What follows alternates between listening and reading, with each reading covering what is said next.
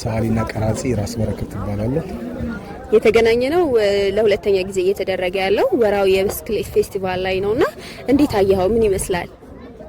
ያ በጣም ደስ የሚል ቆንጆ ትሬንድ ነው። እንደዚህ አይነት ትሬንዶች ከዚህ በፊት የምናውቃቸው በውቢቱ ባህር ዳርና በአዋሳ ከተማ ነው የነበረው።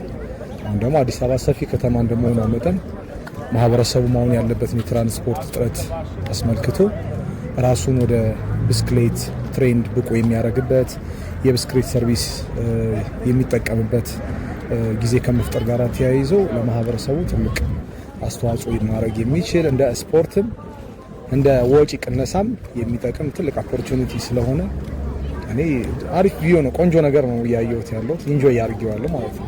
ማስጀመሪያው ላይ ያየሁኝ ነበር፣ ከፊት ነበርክና ልምድ እንዳለ በጣም ያስታውቃል።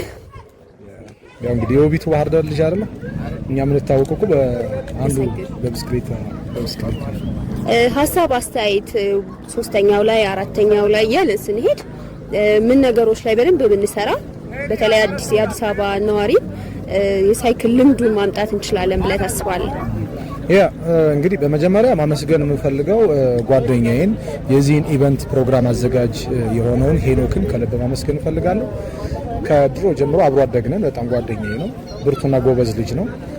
አዲስ አበባ ደግሞ መጥቶ እንደዚህ አይነት ቻሌንጆችን ተቋቁሞ ይህን ስራ መስራት አፕሪሺየት ማድረግ አለብን። ሳላመሰግነው ሳላደንቀው አላልፍም። ነፍ የሚል ፕሮግራም ይዞት የመጣው ነፍ ሰዎች ተገኝተዋል። ነፍ ብስክሌቶች ነበሩ። ነፍ መዝናናት ነበር። ቆንጆ ነበር። ነፍ ስፖርት ሰርተናል። ስለዚህ ነፍ የሚቀጥለው ወር ላይ ሶስተኛ ዙር ላይ ደግሞ ከዚህ የበለጠ ሰው መጥቶ በደንብ ትሬንድ የሚያደርግበት በብስክሌት ኢንጆይ የሚያደርጉበት በተለይ ብዙ ልጆቻቸውን መጣው ብስክሌት ማለማመድ ለሚፈልጉ ወላጆች እንዳየሽው በጣም ክፍት የሆነ መንገድና ጎዳና ስለሆነ ብዙ ሰዎች መጥተው የራሱን የሆነ ሌላ ቫይብ የሚፈጥሩበት ነው። ኢትዮጵያ ከምትታወቅበት አንዱ ነገር ውስጥ የታላቁ ሩጫ ነው። እንግዲህ ነፍ ደግሞ እንደ ታላቁ የብስክሌት ኢቨንት እና ኮምፒቲሽን አድጎ አየዋለሁ ብዬ ተስፋ አደርጋለሁ።